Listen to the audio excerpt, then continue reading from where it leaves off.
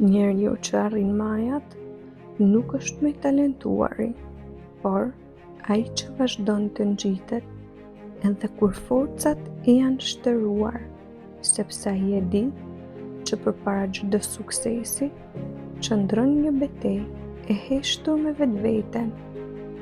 Arritja personale janë lufta më e sinqertë që zhvillon brenda vetes.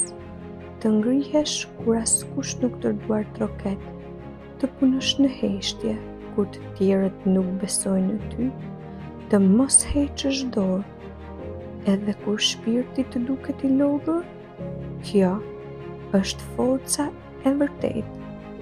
Ndoshta bota nuk e sheh përpjekjen tënde, por çdo hap i bërë në drejtim të ëndrave të tua është një fitore që të afron me qëllimin tënd.